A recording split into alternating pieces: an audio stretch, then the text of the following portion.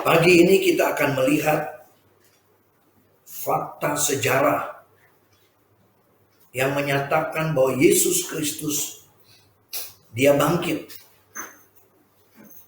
Mari kita melihat dari 2 Matius pasal yang 28. Saya mau supaya kita membaca bersama-sama untuk mengertinya. Saya percaya ketika kita membaca firman Tuhan, Roh Kudus akan memberikan pengertian bagi kita. Ini hal yang sudah jelas dan kita akan baca bersama-sama.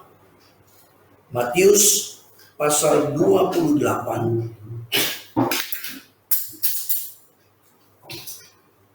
dari ayat yang pertama.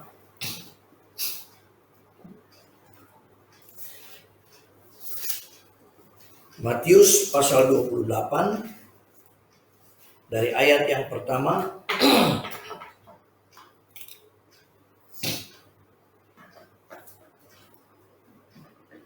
Setelah hari Sabat lewat, menjelang menyingsingnya fajar pada hari pertama minggu itu, pergilah Maria Magdalena dan Maria yang lain menengok kubur itu. Maka terjadilah gempa bumi yang hebat, sebab seorang malaikat Tuhan turun dari langit dan datang ke batu itu dan menggulingkannya lalu duduk di atasnya. Wajahnya bagaikan kilat dan pakaiannya putih bagaikan salju. Dan penjaga-penjaga itu gentar ketakutan dan menjadi seperti orang-orang mati. Akan tetapi malaikat itu berkata kepada perempuan-perempuan itu, "Janganlah kamu takut, sebab aku tahu kamu mencari Yesus yang disalibkan itu.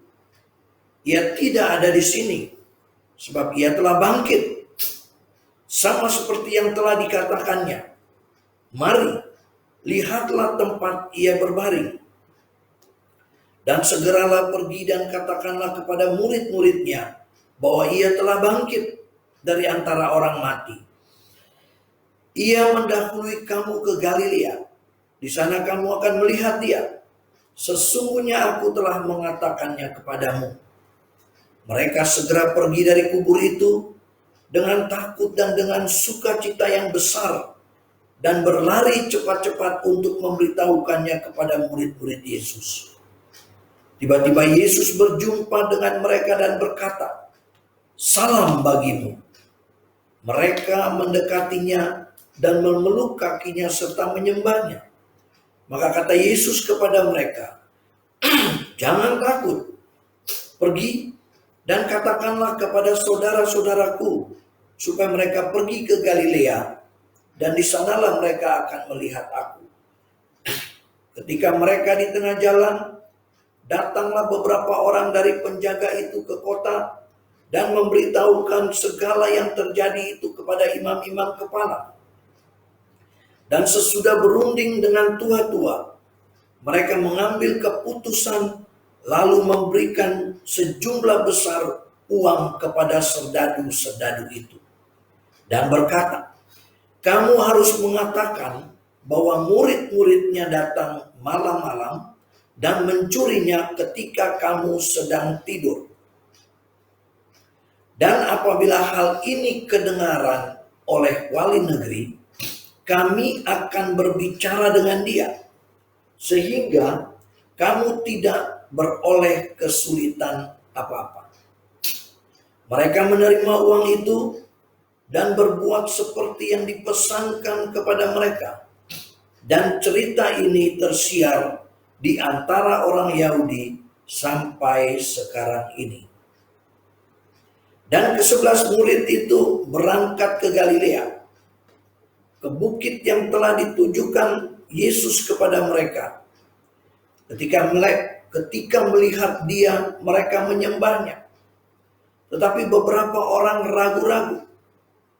Yesus mendekati mereka dan berkata, "Kepadaku telah diberikan segala kuasa di sorga dan di bumi.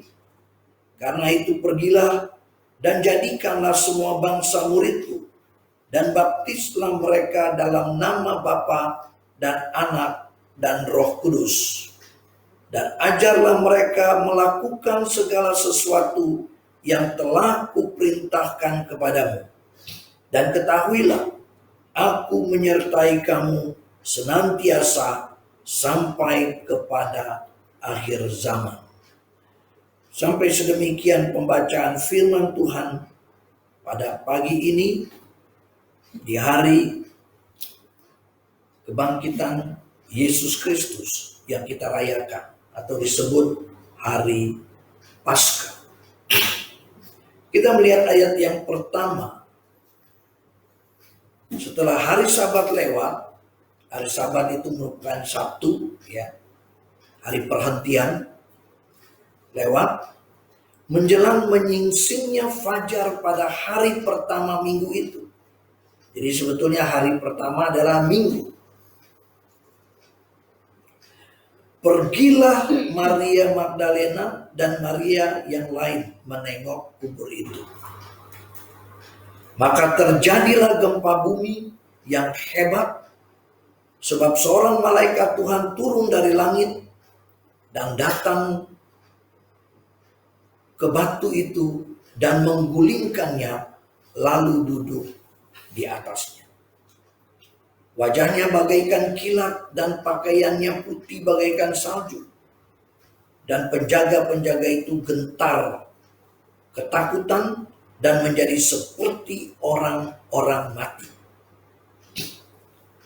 Akan tetapi Malaikat itu berkata kepada perempuan-perempuan itu, "Janganlah kamu takut, sebab aku tahu kamu mencari Yesus yang disalibkan itu.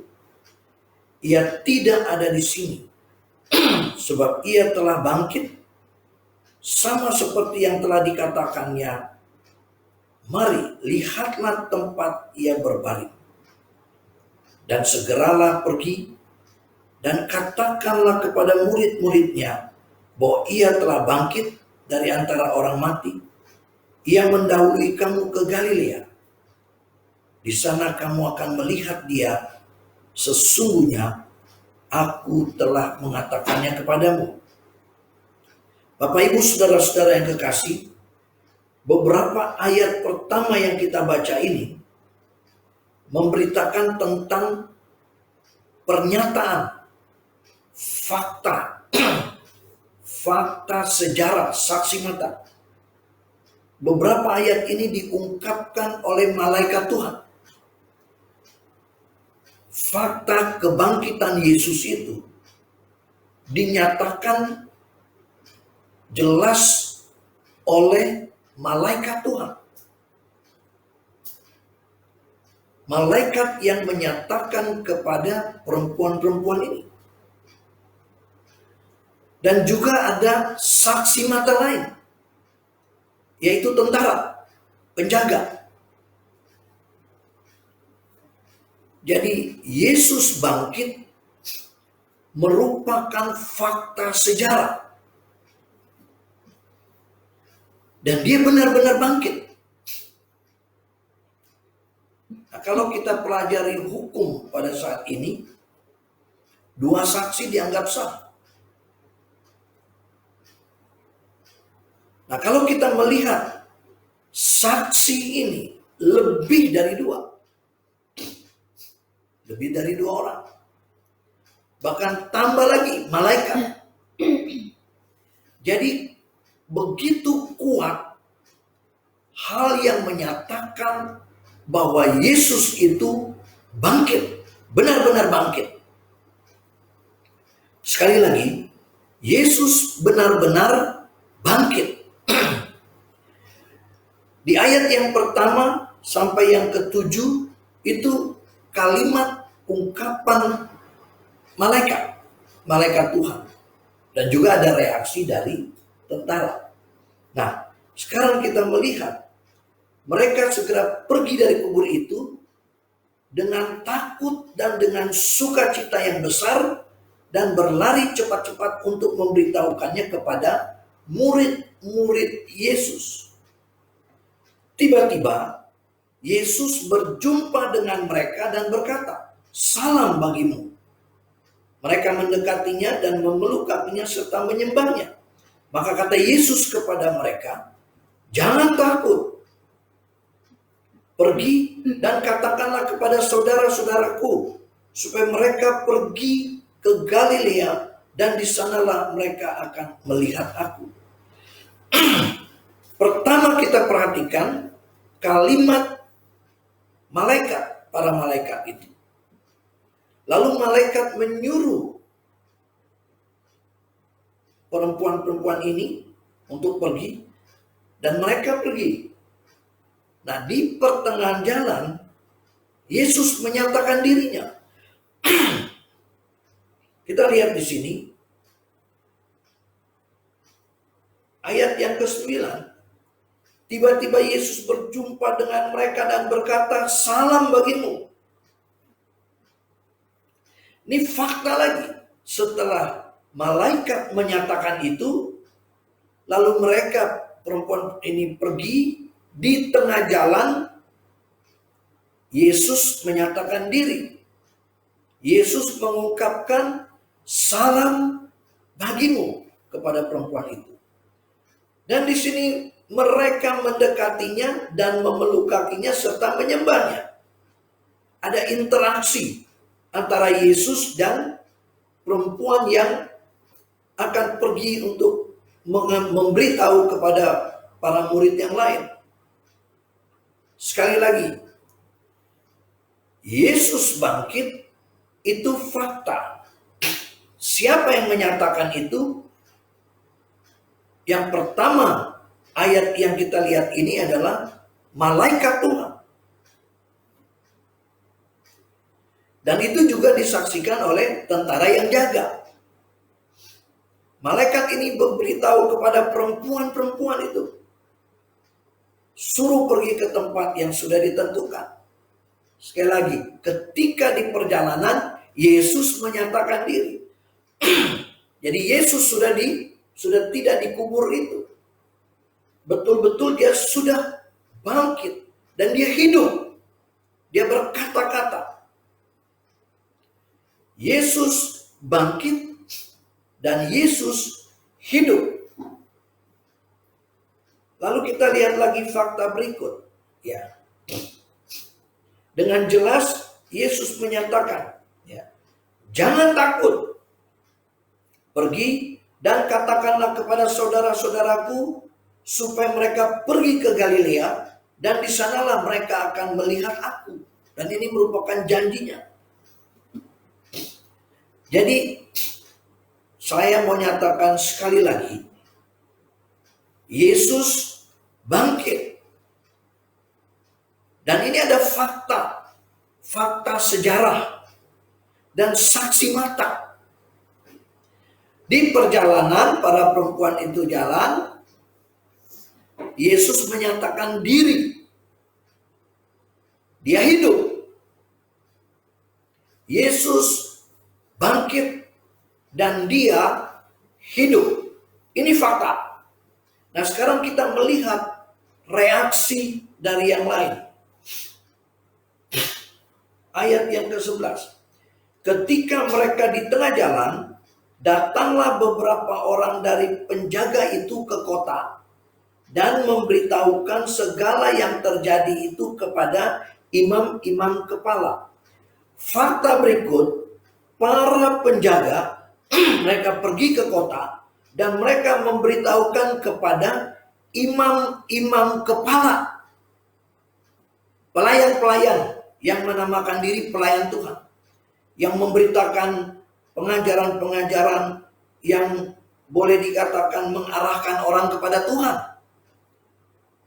Jadi ternyata orang-orang yang mengajarkan jalan kepada Tuhan belum tentu tahu siapa Tuhannya.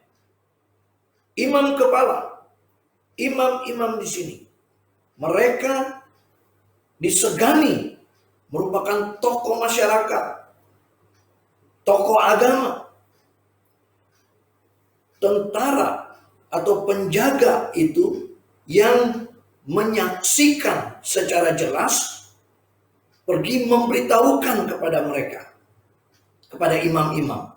Nah, sekarang kita melihat ayat 12, sesudah berunding dengan tua-tua, mereka mengambil keputusan lalu memberikan sejumlah besar uang kepada serdadu-serdadu itu. Nah, kita perhatikan baik-baik di sini.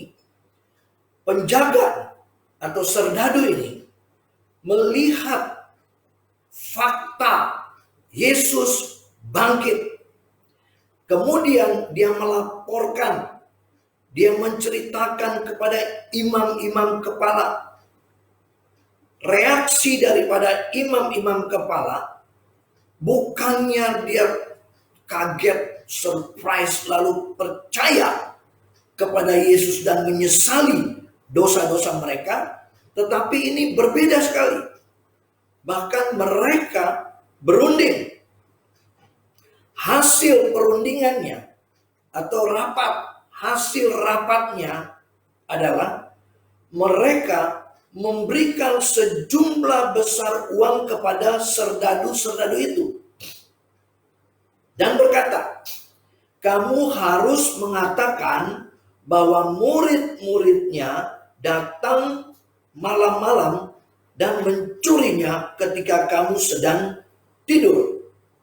Dan apabila hal ini kedengaran oleh wali negeri, kami akan berbicara dengan dia, sehingga kamu tidak beroleh kesulitan apa-apa.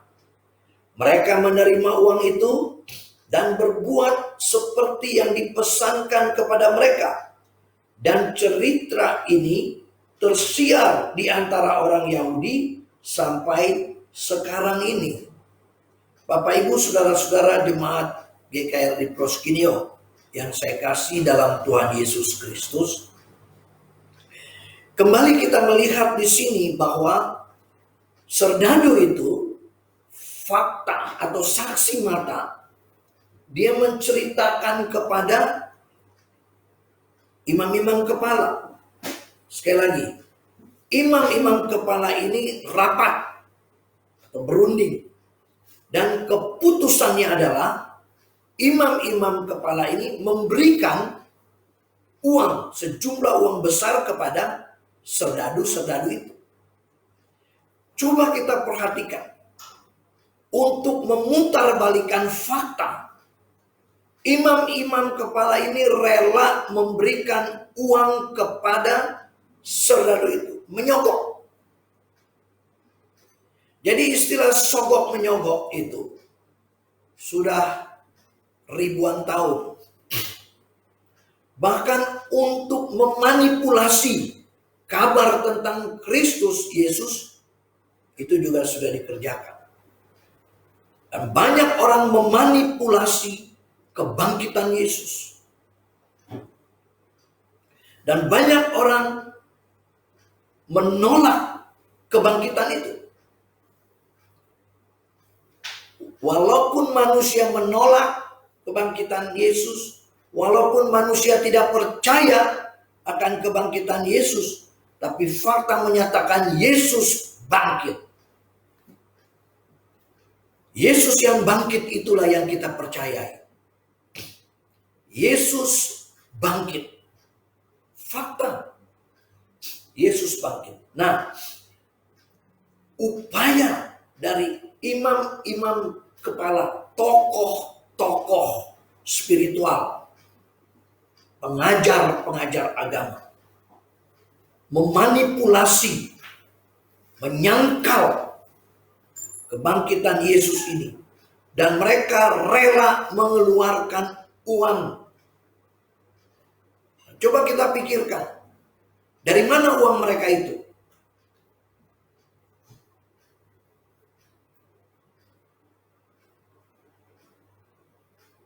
Imam-imam kepala rela menggunakan uang itu untuk menyogok orang supaya memberitakan kabar hoax,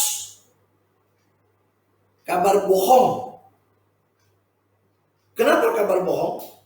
Karena fakta Yesus bangkit, justru para imam kepala ini menyuruh serdadu supaya menyatakan bahwa dia tidak bangkit, melainkan mencuri, murid-murid mencuri mayatnya. Ini tidak masuk akal juga. Siapakah para murid Yesus? Mereka tidak punya bedil, tidak punya senjata yang kuat untuk melawan serdadu-serdadu yang ada, penjaga yang ada. Dan ini tidak masuk akal juga. Fakta sejarah ini sebetulnya meremehkan wibawa para serdadu itu. Bapak Ibu saudara-saudara, tetapi para serdadu ini dengan kekuatan yang dia miliki, dengan perlengkapan yang ada, dia rela, dia sangkali itu, dia tidak menghargai jati diri mereka, tidak menghargai profesi mereka sebagai serdadu yang ditakuti, yang dihormati, disegani oleh masyarakat. Mereka tidak penting untuk hal itu. Yang penting adalah terima uang. Kita melihat, ya memang Paulus pernah katakan, akar segala kejahatan ialah cinta uang. Walaupun uang itu perlu bagi kita, kalau nggak ada uang juga susah. Uang perlu bagi kita, tapi hidup kita bukan untuk uang. Uang kita pakai untuk hidup. Uang kita pakai untuk melakukan pekerjaan-pekerjaan baik yang Allah berikan kepada kita. Dengan uang kita bisa pakai untuk menyatakan kebenaran di dalam Yesus ada keselamatan. Kalau nggak ada uang, susah juga. Tapi ini berbeda. Para serdadu rela Padahal ada sumpah prajurit, tapi karena uang dia rela menyangkali sumpah dan janji itu. Karena uang dia rela memberitakan kabar yang tidak benar, kabar hoax itu. Para imam ini karena kekuasaan, iri hati kepada Yesus, sakit hati. Sudah pasti karena banyak masa lari kepada Yesus. Dan Yesus sebagai seorang muda melewati ketenarannya daripada imam-imam itu. Jadi imam-imam sudah campur aduk. Dia sakit hati. Karena kekuasaan, dia menyalahgunakan kekuasaan yang ada. Kuasa, uang bisa dipakai untuk memuliakan Tuhan, tapi juga bisa dipakai untuk menyangkal Tuhan. Tergantung siapa yang pegang itu. Bapak Ibu saudara-saudara yang kekasih, kembali kita lihat. Para serdadu itu menerima sejumlah besar uang, ya. Message-nya apa dari imam? Sekali lagi, message dari imam kepada serdadu begini. Kamu harus mengatakan bahwa murid-muridnya datang malam-malam dan mencurinya ketika kamu sedang tidur. Ini satu lagi sebetulnya mempermalukan harga diri para serdadu. Pantang bagi serdadu untuk tidur pada waktu menjalankan tugas. Pantang, lengah untuk para serdadu. Tapi karena sudah dikasih uang, maka itu gak terlalu penting bagi para serdadu. Orang bisa menyangkal sumpah jabatan karena uang. Dan juga banyak orang berselingkuh, menyalahgunakan jabatan, kekuasaan karena uang. Para serdadu ini, dia gak pusing lagi. Padahal sekali lagi, harga dirinya dipertaruhkan di situ.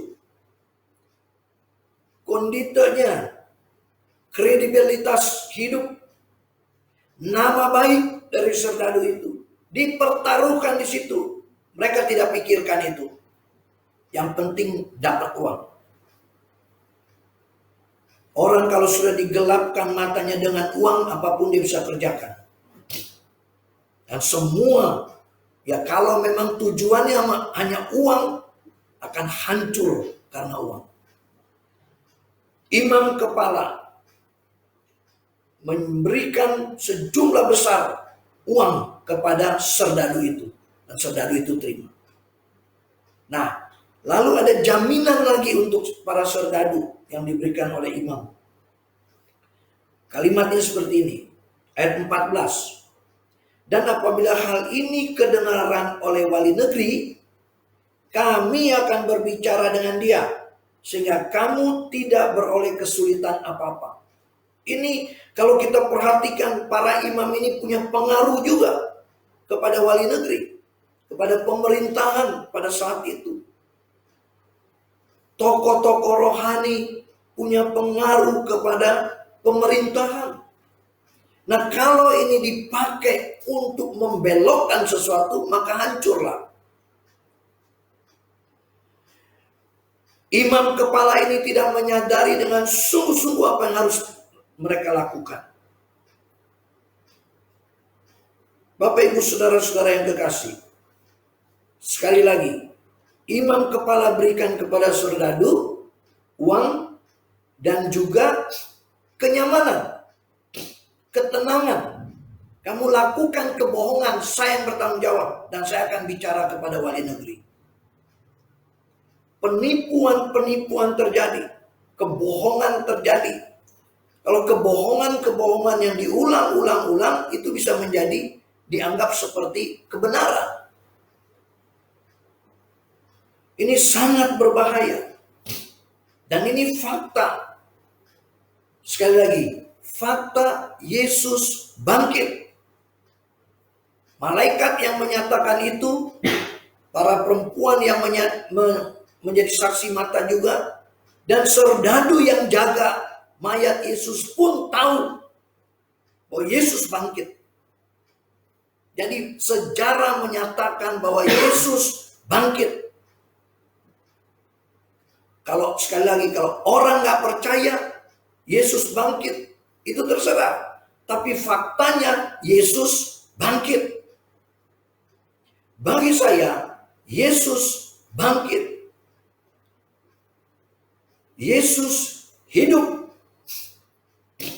Bapak, Ibu, saudara-saudara yang kekasih, kembali kita lihat reaksi dari imam kepala mempengaruhi serdadu. Dan akhirnya serdadu itu ikut nasihat imam kepala itu. Entah nasihatnya baik atau enggak, tapi di sini jelas sekali nasihat yang menjerumuskan, manipulasi. Imam kepala harusnya memberikan ajaran yang baik dan benar tentang kebenaran. Tapi fakta di sini sangat berbeda. Justru imam kepala, imam mengajarkan kebohongan. Kebohongan publik diajarkan oleh imam kepala itu. Dan ini bukan hanya 1-2 orang. Tetapi di situ dijelaskan mereka berunding. Ada satu komunitas. Keputusannya menyebarkan berita hoax. Bapak, Ibu, saudara-saudara yang kekasih dalam Tuhan Yesus, mari kita melihat ayat 15. Mereka menerima uang itu, para serdadu menerima uang, dan berbuat seperti yang dipesankan kepada mereka. Sayangnya, serdadu ini, tentara ini, kehilangan jati diri, melanggar sumpah jabatan, melanggar hukum yang berlaku, menjatuhkan harga diri, dan segala macam itu.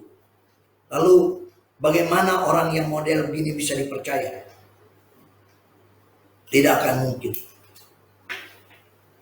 Imam-imam pun bukan mengajarkan sesuatu yang benar, tapi mengajarkan hoax. Untuk membelokkan fakta Yesus bangkit, mereka harus mengeluarkan uang begitu banyak, mengorbankan harga diri, dan seterusnya. Tapi faktanya, Yesus bangkit. Yesus hidup. Bapak, Ibu, saudara-saudara yang kekasih dalam Tuhan Yesus, Yesus bangkit. Yesus hidup. Yesus mengalahkan segala kekuatan kuasa yang ada di bumi dan ada di manapun.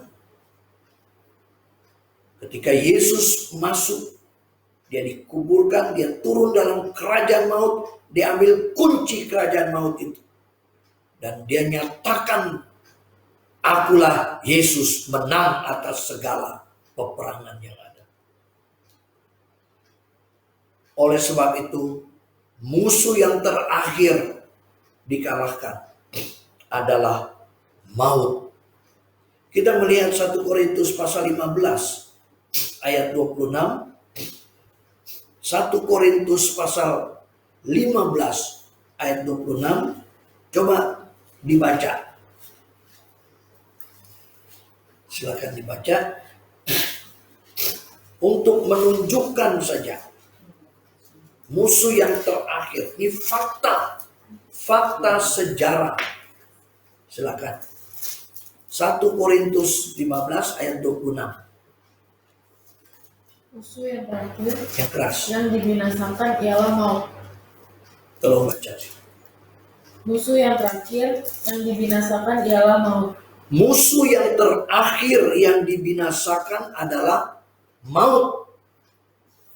Nah, ini pernyataan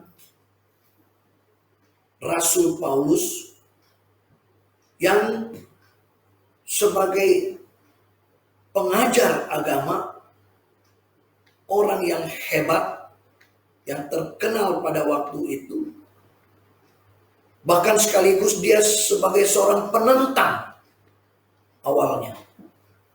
Dia menentang siapa Yesus. Cara menentangnya dengan mengajarkan berita agama yang dia percayai. Dia memaksakan orang untuk percaya kepada ajaran yang dia nyatakan. Bahkan tidak segan-segan dia menganiaya orang yang percaya kepada Yesus yang bangkit itu. Paulus begitu marah kepada orang-orang yang percaya kepada Yesus yang bangkit. Dia sangat marah. Bahkan dia salah satunya orang yang menyetujui hukuman mati kepada Stefanus, orang yang percaya kepada Yesus. Stefanus mati dirajam dengan batu. Dan Paulus di situ menyetujui. Nah, ketika dia mengajar pengajarannya untuk menyangkal, untuk supaya orang tidak percaya kepada Yesus, begitu dengan semangat dia. Sekali lagi, siapa yang percaya pada Yesus dianiaya. Nggak segan-segan, orang perempuan pun dia seret. Tapi ketika dia pergi di satu perjalanan untuk menuju ke Damsyik atau Damaskus, di situ dia dengar suara, "Saulus, Saulus, mengapa engkau menganiaya aku?" Kaget dia. Siapa yang dianiaya? Apakah engkau Tuhan? Yesus katakan, "Akulah Yesus yang kau aniaya itu."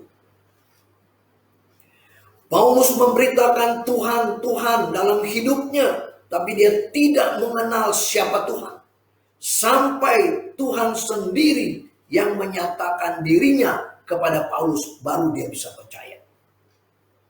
Dan akhirnya Paulus percaya kepada Yesus. Dan melalui dia, nama Yesus disebarluaskan kemana-mana sampai ke ujung dunia. Dan dia menulis surat, paling tidak ada 13 surat yang termasuk di dalam kitab suci yang kita pegang ini. Untuk menunjukkan dia percaya, dia meyakinkan orang akan kepercayaannya kepada Kristus. Dan dia memberi penjelasan-penjelasan siapakah Yesus itu. Orang yang tadinya menolak, dia bertobat. Saya tidak tahu apakah imam-imam kepala dan serdadu itu kemudian bertobat. Orang banyak tidak mengerti siapakah Yesus. Mati, dia bangkit. Kalau Yesus tidak bangkit, maka sia-sialah kepercayaan kita. Tapi Yesus bangkit, maka kepercayaan kita sungguh-sungguh ya. Dan saya percaya Yesus bangkit. Saya percaya Yesus hidup. Bapak, Ibu, saudara-saudara yang kekasih, melalui ini kita belajar fakta sejarah Yesus bangkit. Saksi mata pun bisa menyangkal. Itu para serdadu karena uang. Jadi tidaklah heran kalau orang menyangkal Yesus karena uang. Tidaklah heran orang menyangkal Yesus karena jabatan. Tidak heran. Karena fakta sejarah menyatakan itu. Tapi baiklah orang-orang percaya yang sudah percaya kepada Yesus, peganglah kepercayaan itu. Walaupun banyak kesulitan-kesulitan. Yesus adalah Tuhan kita. Dia bangkit. Dia hidup. Yesus hidup. Ini fakta sejarah. Sekarang, kita yang percaya kepada Yesus, apakah kita sekedar percaya saja? Atau apa yang akan kita lakukan? Yesus sudah lakukan. Dia menebus hidup kita. Dia mengampuni segala dosa kita. Bahkan maut tidak berkuasa atas kita. Itu yang Yesus sudah kerjakan. Sekarang, apa yang harus kita buat untuk memuliakan Dia? Bapak Ibu saudara-saudara yang kekasih, saya hanya menyinggung sedikit ayat-ayat berikut yang kita baca tadi. Dari ayat 16. Dan ke-11 murid itu berangkat ke Galilea. Ini fakta sejarah lagi. Ke bukit yang telah ditunjukkan Yesus kepada mereka. Ketika melihat Dia, mereka menyembahnya. Tapi beberapa orang ragu-ragu. Nah, memang ada reaksi. Ada yang bisa langsung percaya, tapi ada juga yang bisa ragu-ragu. Muridnya sendiri pun bernama Thomas ragu. Apakah Yesus itu bangkit? Sampai dia bilang, sebelum aku mencucukkan jariku ke tangannya, aku gak percaya. Selang waktu kurang lebih 1 minggu, baru Yesus menyatakan diri kepada Thomas. Dan Thomas mengalami kerugian sukacita selama beberapa hari itu. Sampai Yesus menyatakan kepada dia, ini fakta loh. Coba raba ini. Yesus katakan, akulah Dia. Yesus bangkit. Walaupun muridnya sulit percaya juga yang dibakili oleh Thomas, tapi akhirnya Thomas percaya Dia. Kenapa? Karena memang Thomas melihat faktanya. Yesus bangkit dan mereka para murid melihat, dan ada yang percaya tapi juga ada yang ragu. Tapi lihat sikap Yesus. Yesus mendekati mereka dan berkata, kepadaku telah diberikan segala kuasa di sorga dan di bumi. Yesus berani menyatakan itu karena Dia sudah lakukan semuanya itu dan sudah selesai sempurna. Maka Dia sebut dengan kalimat atau kata tetelestai. Sempurna, sudah selesai. Dan Yesus mati 1 kali. 1 kali saja. Dan dampak berabad-abad ke sini. Yesus mati, betul-betul mati.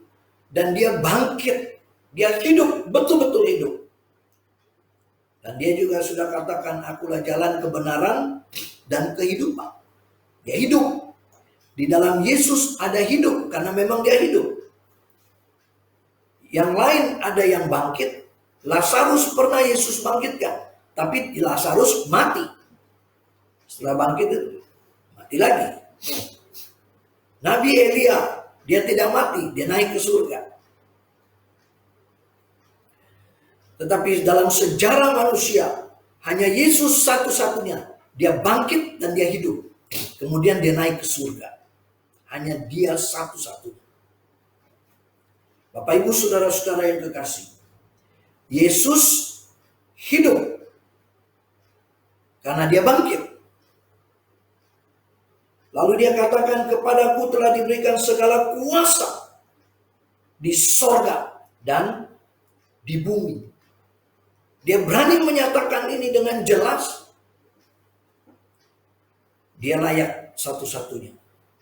Dia yang berkuasa penuh. Yesus bangkit. Yesus hidup. Dan Yesus punya kuasa di sorga dan di bumi. Ini satu kepastian yang harus betul-betul kita miliki. Bersyukurlah kita bisa percaya kepada Yesus. Dan itu adalah anugerah khusus bagi kita. Kalau sudah percaya, apa yang harus kita buat? Yesus memberikan tugas kepada para murid. Dan ketika kita membaca firman Tuhan itu, kita harus meyakini bahwa firman itu untuk kita, untuk saya. Yesus katakan, setelah itu dia katakan, ayat 19, karena itu pergilah, jadikanlah semua bangsa muridku, dan baptislah mereka dalam nama Bapa dan Anak dan Roh Kudus. Dan ajarlah mereka melakukan segala sesuatu yang telah kuperintahkan kepadamu. Dan ketahuilah, aku menyertai kamu senantiasa sampai kepada akhir zaman. Dan ini penyertaan Yesus yang tidak pernah dia absen. Dia menyertai kita terus-menerus. Berita baik yang harus kita sampaikan. Berita benar yang kita sampaikan. Jangan berita hoax yang disampaikan. Dewasa ini di media sosial banyak berita hoax. Dan kadang-kadang orang tidak baca, langsung forward. Sehingga hoax. Buang waktu, buang pulsa, buang uang. Hanya untuk hoax. Imam kepala bayar serdadu untuk beritakan hoax. Menyangkal Yesus. Dan seterusnya. Mana yang kita mau ikutin? Mana yang kita mau buat? Perintah Yesus adalah pergi, jadikan semua bangsa muridku, dan ajar. Kita mengajar kebaikan-kebaikan yang Yesus ajarkan. Inilah tugas kita. Orang-orang percaya. Kita hidup di tengah-tengah dunia yang saat ini. Apa peran kita? Marilah kita lakukan apa yang Tuhan mau dalam hidup kita. Kita beritakan kabar baik. Beritakan keselamatan di dalam Kristus. Kita beritakan satu berita yang memberi pengharapan. Dan kita putuskan mata rantai hoax. Banyak berita hoax yang beredar. Dan kita tolak itu semua. Jangan sampai kita terlibat di dalamnya. Oleh sebab itu kita gunakan akal sehat kita. Kalau ragu, gak usah kita forward. Banyak berita-berita omong kosong yang menyesatkan, bahkan merusak moral manusia. Mudah-mudahan kita tidak termasuk di dalamnya. Lebih aman, beritakanlah kebaikan-kebaikan Tuhan. Perbuatan yang baik, perbuatan yang besar yang Allah kerjakan di dalam kita dan juga melalui kita. Beritakanlah itu. Masih banyak orang yang belum mengerti, belum mengetahui keselamatan. Beritakan keselamatan. Beritakanlah Yesus bangkit. Beritakanlah Yesus hidup. Itu yang harus diberitakan. Kiranya Tuhan menolong kita. Dan pesan saya untuk kita, Jemaat GKRI Proskinio, kita maju terus. Beritakan kabar baik, perbuatan-perbuatan yang besar yang dia kerjakan bagi kita dan melalui kita. Beritakan. Jangan takut, kata firman Tuhan. Jangan takut dengan apapun. Beritakan perbuatan yang baik. Dunia memerlukan berita yang baik. Dunia memerlukan berita yang benar. Kita yang tahu, beritakan. Beritakanlah itu. Kiranya Tuhan Yesus menolong kita, memberi kekuatan, sukacita, damai sejahtera. Dan kita merayakan Paskah ini dengan sungguh-sungguh merenungkan bahwa Yesus bangkit. Yesus hidup. Dia menyertai kita. Dan melalui Roh-Nya yang kudus, Dia menyertai kita sampai akhir zaman. Dan kita hidup di zaman akhir. Bukan di akhir zaman kita hidup. Di zaman akhir. Ya. Kalau kita melihat 2 Timotius 3 ayat 1 sampai 5. Mari kita lihat. Itulah kehidupan manusia zaman akhir. 2 Timotius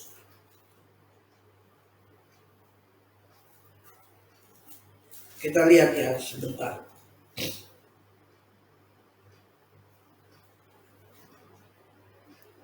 Ya. Saya mau baca 2 Timotius 3 ayat 1 sampai 5. Ketahuilah bahwa pada hari-hari terakhir akan datang masa yang sukar. Manusia akan mencintai dirinya sendiri dan menjadi hamba uang. Mereka akan membual dan menyombongkan diri. Mereka akan menjadi pemfitnah. Mereka akan berontak terhadap orang tua dan tidak tahu berterima kasih. Tidak mempedulikan agama. Tidak tahu mengasihi. Tidak mau berdamai. Suka menjelekkan orang. Tidak dapat mengekang diri. Garang. Tidak suka yang baik. Suka mengkhianat, tidak berpikir panjang, berlagak tahu, lebih menuruti hawa nafsu daripada menuruti Allah. Secara lahiriah mereka menjalankan ibadah mereka, tapi pada hakikatnya mereka memungkiri kekuatannya. Jauhilah mereka itu. Sifat-sifat seperti itu kita jauhi. Orang yang harus kita kasihi. Yesus mengasihi manusia. Dia membenci dosa.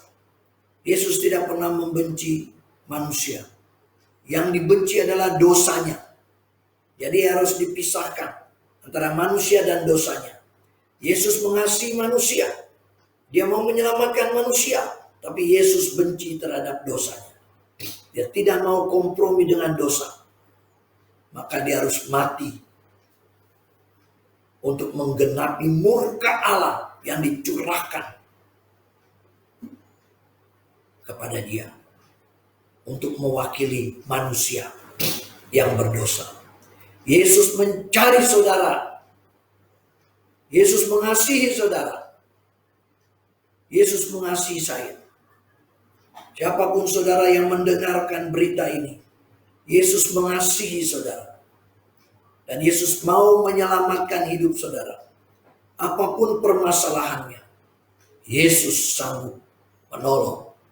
Yesus sanggup menyelamatkan kita. Dia bangkit. Dia hidup. Dan dia punya kuasa di surga dan di bumi. Itu yang kita lihat. Kita percaya. Dan ini fakta sejarah. Fakta. Tidak dibuat-buat, tapi ini fakta. Biarlah kita diberi hikmat Tuhan untuk percaya kepada fakta sejarah yang Yesus kerjakan. Tetapi walaupun manusia tidak percaya, toh tetap fakta adalah fakta. Walaupun manusia tidak percaya Yesus adalah Tuhan, tapi toh tetap dia adalah Tuhan. Tidak terpengaruh. Ketuhanan Yesus tidak terpengaruh dengan pernyataan iman kita. Enggak. Walaupun kita percaya pada Yesus, dia tetap Tuhan. Kalaupun orang tidak percaya bahwa Yesus adalah Tuhan, tetap dia Tuhan. Tidak pernah ada yang sanggup, yang mampu menyangkal ketuhanannya. Dan Yesus memang benar Tuhan. Dia adalah Allah. Sekalipun manusia tidak percaya, tapi toh tetap dia adalah Tuhan. Dia adalah Allah. Yesus yang bangkit, Yesus yang hidup. Sekali lagi, kiranya Tuhan memberkati kita, menolong kita. Tuhan memberikan hikmat, kuasa, wibawa untuk mengerti dengan jelas. Dan bukan hanya mengerti, tapi kita juga melaksanakan apa yang Tuhan mau. Beritakan kabar baik, beritakan perbuatan-perbuatan yang besar yang Allah kerjakan di dalam diri kita. Beritakan itu, ceritakan itu, share melalui medsos. Kalahkan berita-berita hoax yang beredar di dunia sosial, media sosial itu. Kita orang percaya harus berperan aktif. Pada masa-masa sekarang ini, kita secara fisik kita harus di rumah. Tapi bukan berarti kita tidak bisa bekerja, tidak bisa berkarya. Marilah kita berkarya. Pengaruhi dunia ini dengan tulisan-tulisan, gambar-gambar yang menyejukkan, yang menolong orang. Yang benar, yang memberikan semangat, pengharapan. Kiranya Tuhan Yesus memberkati kita. Saya ucapkan selamat Paskah untuk Jemaat Gereja Kristus Rahmani Indonesia Proskinio BSD. Mari kita berdoa bersama-sama.